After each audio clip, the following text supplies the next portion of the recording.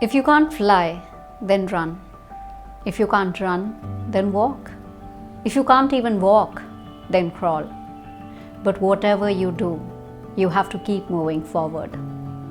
Martin Luther king junior ने कहा था कभी, और कितना सच है, जिनके सपनों में उनकी मंजिलें रहती हैं वो कभी रुकते नहीं हैं। आज हम मिलेंगे डॉक्टर प्रतिमा से, जो वैसे तो स्कूल टाइम पर एक डांसर और स्पोर्ट्स पर्सन थी, लेकिन इसरो में जाके स्पेस साइंस में अपना करियर बनाना चाहती थी। मगर जब सब कुछ ठीक चल रहा था तो इसरो में ज्वाइनिंग से 2 दिन पहले ही उनके साथ एक हादसा हो गया। उस परेशानी ने उन्हें कुछ वक्त के लिए तो रोक दिया था, लेकिन उनके निश्चय के आगे वक्त ने घुटने टेक दिए। डॉक्टर प्रतिमा आज एनवायरमेंटल साइंस के लिए काम करती हैं और दुनिया भर में क्लाइमेट चेंज पर लोगों को जागरूक करती हैं। How was your school life? 6th standard तक आते आते मेरा कबड्डी फेवरेट स्पोर्ट हो गया था। उसके अलावा मैं स्कूल में एक बहुत ही शांत बच्ची, वेरी कंजर्वेटिव बच्ची थी, जिसके कोई बहुत ज़्यादा फ्रेंड्स नहीं हुआ करते थे। प्रॉबेबली एक और रीज़न हो सकता है क्योंकि मेरे क्लास में सब बहुत ही फाइनेंशियली स्टेबल फैमिली से आते थे। मैं लोअर मिडिल क्लास फैमिली से थी। How was your father a role model to you? Bachelors में बीएससी शुरू किया मैंने नर्मदा कॉलेज से। तब पापा ने मुझे एक स्टेटमेंट कहा था that now this is your life, तुम्हारी ज़िंदगी है ये, एंड तुम्हें डिसाइड करना है तुम क्या करना चाहती हो। मैं तुम्हें सपोर्ट करूँगा और मुझे समझो कि अब मैं तुम्हारा एक दोस्त हूँ। तुम्हें जितना पढ़ना है पढ़ो, एंड अगर ज़रूरत पड़ी तो मैं अपने आप को बेच के तुम लोगों को पढ़ाऊँगा। This is his statement. तो आपने हॉस्टल की जगह रेगुलर ट्रेन ट्रैवल क्यों चूज़ किया? मैंने हॉस्टल में नहीं लिया क्योंकि पेरेंट्स थोड़े से डरे सहमे से थे उस समय दैट बहुत सारी गलत चीज़ें हो रही थी सोसाइटी में, तो हमारी बच्ची भी गलत ना करे या गलत ना हो उसके साथ। सो आप अप डाउन करो, हॉस्टल नहीं जाना है।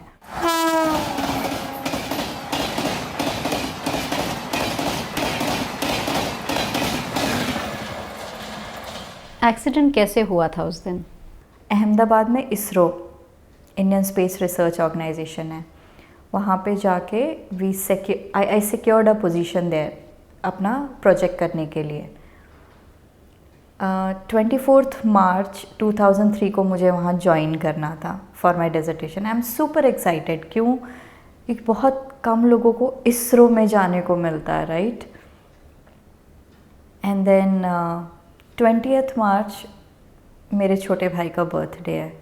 क्योंकि मेरा छोटा भाई घर पे था तो पापा ने बोला कि आज कॉलेज मत जाओ, तुम घर पे ही रहो, आज सोनू का बर्थडे भी है। मैं लेडीज़ कोच में ट्रैवल किया करती थी एंड मैं सबसे एज वाइज सबसे छोटी थी। बाकी सब लोग मुझसे बड़े थे, दीदी लोग थे, आंटी लोग जो जॉब करते थे। और उस दिन एक आंटी का लास्ट वर्किंग डे था उनके ऑफिस का। सो थोड़ा सा पार्टी वाला माहौल था ट्रेन में, दैट आज कुछ खाएंगे पिएंगे मस्ती करेंगे टाइप्स। आई वाज लाइक ठीक है। एंड थोड़ा सा ट्रेन क्राउडेड था उस दिन, सीट नहीं मिली थी, तो दरवाजे के पास खड़े थे। और बड़ौदा से चलने के बाद स्टेशन आता है करजन, 15-20 मिनट की दूरी पे, और उसके बाद 1 घंटे के बाद स्टेशन आता है पालेज। सो खड़े थे दरवाजे पे और ट्रेन और प्लेटफॉर्म के बीच में काफ़ी गैप था।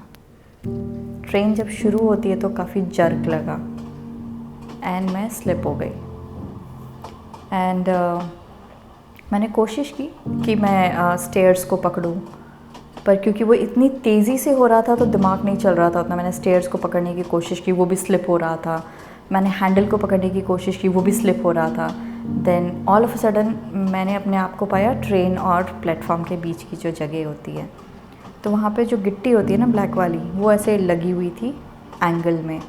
तो मुझे लगा कि मैं ये तो सेफ़ जगह नहीं है, मैं एक काम करती हूँ, मैं ट्रैक्स के बीच में चली जाती हूँ। एंड बॉडी ऑलरेडी रोटेट हो रहा है पूरा, और लेकिन मेरा थॉट प्रोसेस चल रहा है कि मैं ट्रैक के बीच में चली जाती हूँ, वो शायद सेफ़ होगा, यहाँ पे सेफ़ नहीं होगा। और तब तक प्रॉबेबली ट्रेन ऐसे जा रही है और मेरा फेस ऐसे था, ठक दे के ऐसे सर पे कुछ तो लगा तेज़ी से, तो मैं फिर नीचे हो गई।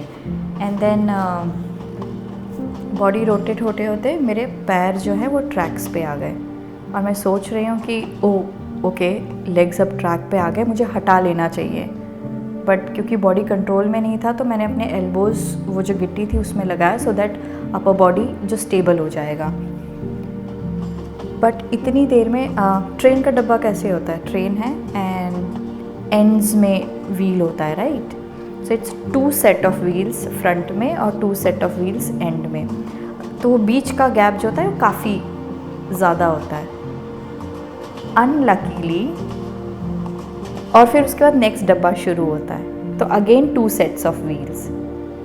सो जब तक मैं ये सोच रही थी कि मैं अपने लेग्स हटाती हूँ, ये जो 2 सेट थे वो पहले आ गए। I like oh shit, sorry ये 2 सेट व्हील्स चले गए, अब मैं क्या करूँ, अब तो मुझे एकदम हटाना ही पड़ेगा। लेकिन तब तक 2 सेट व्हील्स और आ गए और तब तक फिर लोगों ने चेन पुलिंग वगैरह करके ट्रेन को नहीं, ट्रेन पूरी निकल चुकी थी, निकलने के बाद फिर रुकी। एंड बहुत गर्म फीलिंग हो रही थी एंड मुझे अपने लेग्स दिख रहे थे, वो बेंड थे पर मुझे लगा इंटैक्ट हैं, कुछ प्रॉब्लम नहीं है। फिर तब तक एक अंकल आए वहीं से बगल से, उन्होंने उठाया मुझे। तो जब उठाया तब काफ़ी पेन हुआ था, उन्होंने उठा के मुझे प्लेटफॉर्म पे रखा एंड तब तक मेरा जितना भी ग्रुप था वो दौड़ के मेरे पास आए। क्योंकि मुझे अंकल ने लिटा दिया था, मैं उठ नहीं पा रही थी एंड मेरे आसपास के लोग रोने लग गए सब। मैंने बोला रो क्यों रहे हो, मैं तो ठीक ठाक हूँ, मुझे कुछ नहीं हुआ है। तो उन्होंने उठाया और मैंने बोला कि मुझे उठाइए, मैं उठ नहीं पा रही हूँ। एंड मेरा सबसे फर्स्ट कंसर्न था मेरे लेग्स, तो मैंने अपने लेग्स को देखा। मैं हमेशा शूज़ पहना करती थी, आजकल जो वो ऐसे प्लेटफॉर्म शूज़ अब निकले हैं, वो उस समय में प्लेटफॉर्म शूज़ हुआ करते थे, मैं उनको पहना करती थी। तो मेरे दोनों जो पाँव के जो पंजे हैं वो ऐसे थे, तो मुझे समझ में नहीं आती ये ऐसे क्यों है, मैंने तो किया नहीं है, ये ऐसे क्यों हो गए। और मैं एकदम से ऐसे फोकस मेरा वहाँ, और मैं स्पीचलेस, मैं कुछ नहीं बोल रही हूँ, मुझे कुछ समझ नहीं आ रहा है। फिर उन्होंने मुझे देखने से रोक दिया लेग्स को। एंड देन एक जो दूसरी दीदी थी, अंबिका दीदी, उन्होंने बोलना शुरू किया कि तुझे इसरो जाना है, तुझे इसरो में अपना रिसर्च कंप्लीट करना है और तुझे बहुत बड़ा आदमी बनना है। ऐसे हाँ मैं जाऊँगी दीदी इसरो, आप ऐसे क्यों बोल रहे हो, मैं जाऊँगी ना, अभी 24 को ही तो मुझे ज्वाइन करना है, मैं जाऊँगी।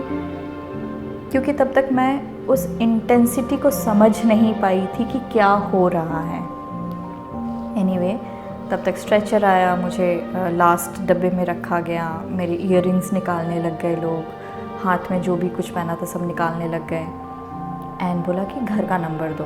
मैंने नहीं, घर पे मत कॉल करो, हॉस्पिटल में जाते हैं, ठीक हो जाएगा, क्योंकि अगर पापा को पता चला पापा बहुत डांटेंगे, ठीक है, घर पे मत बताओ। सो बोले दिमाग ख़राब हो गया तेरा, तुम शांत रहो और सिर्फ घर का नंबर दो। सो बाय द टाइम हम पालेज से भरूच पहुँचे, 15 मिनट पापा और मम्मा आ चुके थे वहाँ पे हॉस्पिटल में। एंड स्ट्रेचर पे ले जाया गया, वहाँ पे लेग्स को ऊपर की तरफ रखा, शूज़ वो सब कुछ बराबर है मेरे। I was wearing a sky blue का ड्रेस एंड मेरी कोशिश सिर्फ थी मेरा दुपट्टा ठीक है ना, मेरा चश्मा ठीक है ना सब।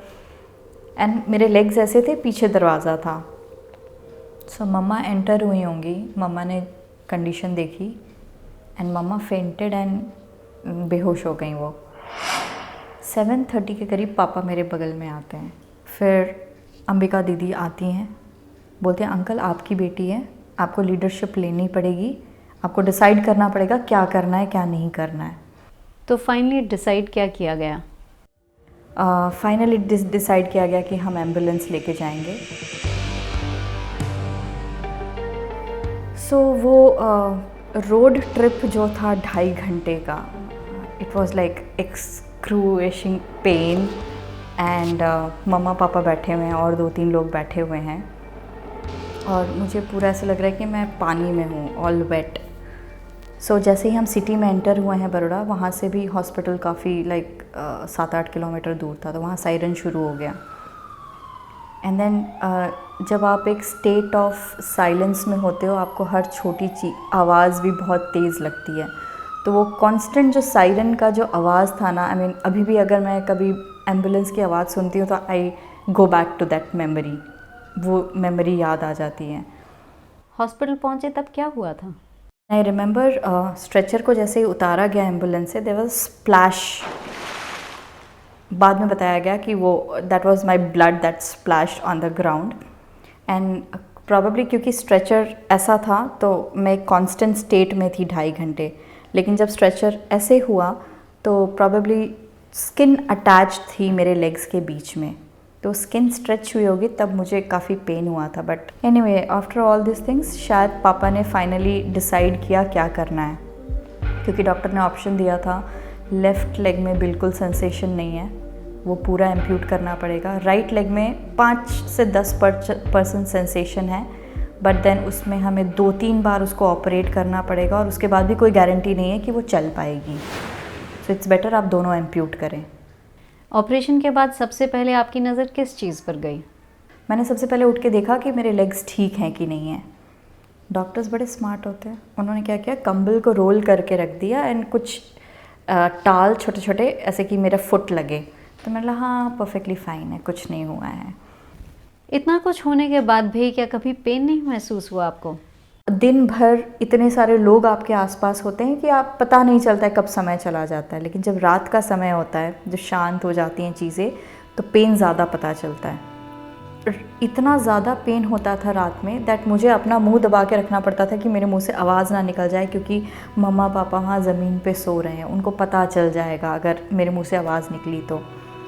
और कभी तो ऐसा होता था कि दर्द के मारे पैर अपने आप हिलने लगते थे, और एक बार मम्मा पापा को चीज़ पता चल गई कि अच्छा शायद दर्द हो रहा है, पैर हिल रहे हैं अपने आप, तो उन्होंने क्या करना शुरू किया, बैचेस में सोने लग गए वो।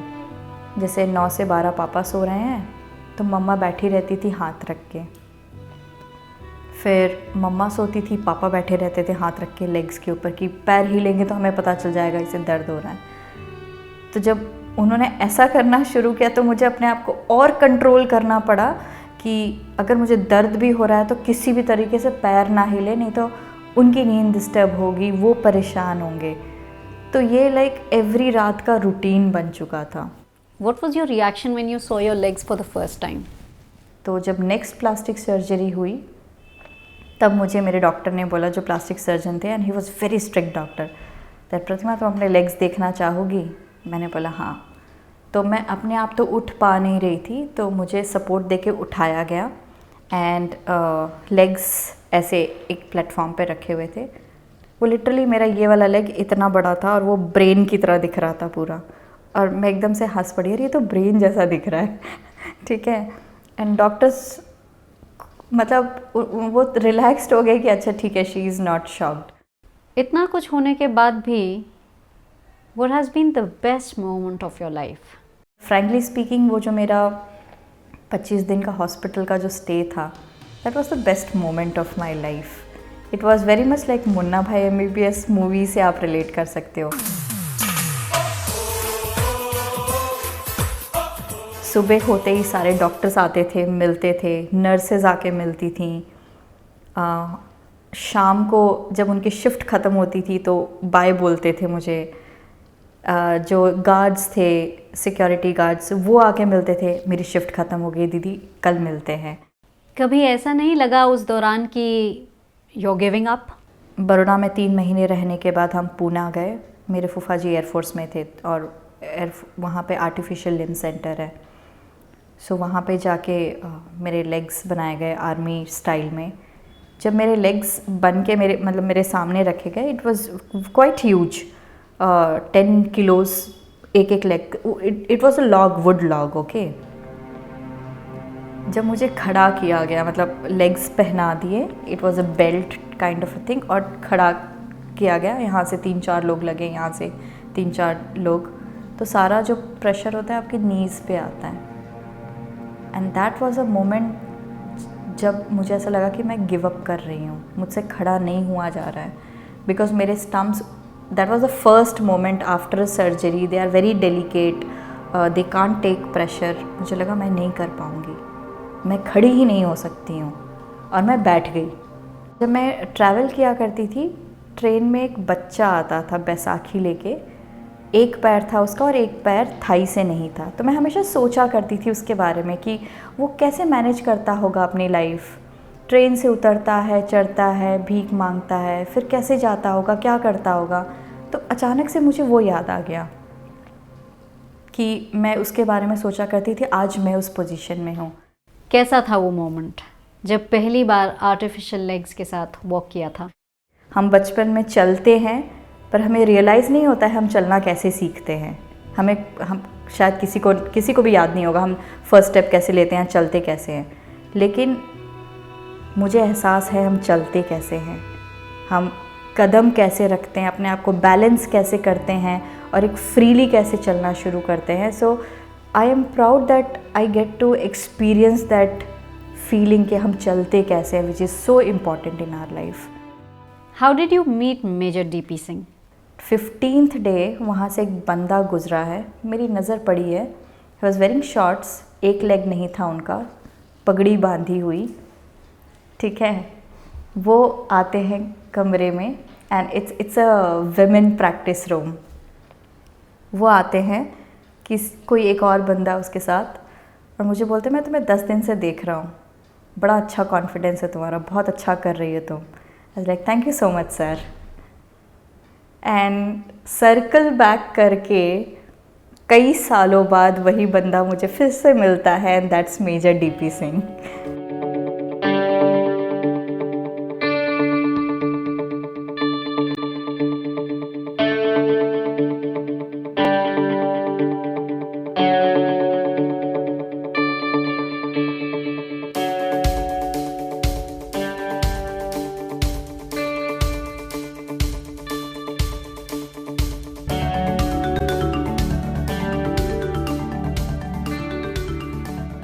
मैं द चैलेंजिंग वन से वैसे ही जुड़ी हुई हूँ मेजर सर के through. I might be slow, but I keep my flow. I won't stop till I reach the top. I won't stop till I reach the top. I might be slow, but I keep my flow. बहुत बड़ा group है, 1100 लोगों का। सबसे तो touch में नहीं रह सकते, बट सबकी चीज़ें पता होती हैं आपको। सो भगवान की कृपा से शायद मैं कभी उस लेवल पे पहुंची, तो इस ग्रुप को कैसे ऊपर उठाना है, कैसे मोटिवेट करना है, क्योंकि बहुत सारे जो नए बच्चे इस दौर से गुजरते हैं वो परेशान हो जाते हैं छोटी छोटी चीज़ों से। इन सब के बीच में आपका मोटिवेशन फैक्टर क्या रहा था? किसी और का मोटिवेशन आपको थोड़ी देर के लिए पंप दे सकता है, लंबे दौर के लिए जाने के लिए आपको अपना हेड स्ट्रॉन्ग रखना पड़ेगा, और सिर्फ एक ही फोकस रखना है कि आपको प्रोग्रेस करना है, आपको अपने पेन पे, अपने चैलेंजेस पे कंट्रोल करना होगा। क्योंकि ये एक ऐसा प्रोसेस है ना, ब्लिस्टर्स होंगे, कट्स होंगे, ब्लीडिंग्स होंगी, पेन होगा, फैंटम पेन होगा। दिस बिकम्स आपके लाइफ का part. Which life is better, before the accident or post amputation? Definitely post amputation ज़्यादा अच्छा है, बिकॉज़ एक नई पर्सनालिटी उभर के आई है, बहुत ही कॉन्फिडेंट, बहुत ही स्ट्रेंथ वाइज। कुछ चीज़ें मैं डेफिनेटली मिस करती हूँ उस लाइफ की, बट वो उतनी इम्पॉर्टेंट नहीं है। सो आई वुड से दैट ये लाइफ ज़्यादा अच्छी है। I mean I like what I have right now. अगर टाइम ट्रैवल करने का मौका मिला तो पास्ट में जाके आप अपनी लाइफ में क्या चेंज करना चाहेंगी? लास्ट दिन था, मुझे डिस्चार्ज होना था, एंड ऐसे ही पूरा कमरा भरा हुआ था, बहुत सारे लोग थे उसमें, मेरे एक रिलेटिव भी थे। तो जैसे ही चादर हटाई गई तो उन्होंने सबसे पहले मेजर किया कि मेरे कितना पैर बचा हुआ है दोनों पाँव का, क्योंकि एक वो फर्स्ट टाइम बोलते हैं ना कि सबके सामने आप डिस्क्लोज़ होते हो, वो मोमेंट था मेरे लिए, क्योंकि मैं तब तक कवर्ड थी, किसी को दिख नहीं रहा था। जैसे ही वो चीज़ डिस्क्लोज़ हुई तो मेरे लिए भी एक एम्बैरेसमेंट था कि ओह अच्छा अब सब लोग देख रहे होंगे, मैं कैसी लग रही होंगी टाइप। और उसी में आके कोई अचानक से आपके पैरों को मेजर करने लगता है तो आपको समझ में नहीं आता आप कैसे रिएक्ट करोगे। सो दैट वो जो एक मोमेंट था वो अगर मुझे कहा जाए कि है ना अगर आप क्या चेंज करना चाहोगे तो I would want to go back to that moment, और मैं शायद उस मोमेंट पे उस इंसान को जवाब देना चाहूँगी और उन्हें रोकना चाहूँगी उस मोमेंट पे कि you don't have any authority to do that. How would you like to quote life in your own terms? वहाँ पे जो मैं काम कर रही हूँ as a research scientist environment में, स्पेसिफिकली एयर पोल्यूशन में, सो मैं हर दिन कोशिश करती हूँ, मेरे अंदर लीडरशिप क्वालिटी बहुत अच्छी है, मैं रिसर्च बहुत अच्छे से करना जानती हूँ। मुझे रिकग्निशन मिलता गया धीरे धीरे अपने हर एफ़र्ट के लिए। छोटे छोटे अचीवमेंट्स बड़े बनने लग गए, आपको इंडिया लेवल पे पहचानने लग गए लोग, डिफरेंट कॉन्फ्रेंसेस पे, डिफरेंट प्लेटफॉर्म्स पे जाके आप बात करने लगते हो। सो वहाँ से फिर आप अपने लिए एम करना शुरू करते हो क्योंकि आपको ये अचीव करना है। सो फॉर मी मैंने हमेशा ये कोशिश की है कि लाइफ जो भी चैलेंज लेके आती है उस चैलेंज में काम करो, ना आगे की सोचो ना पीछे की सोचो, बस उस मोमेंट में बढ़ते जाओ, काम करते जाओ, life will always be beautiful and that is what I would want to end with.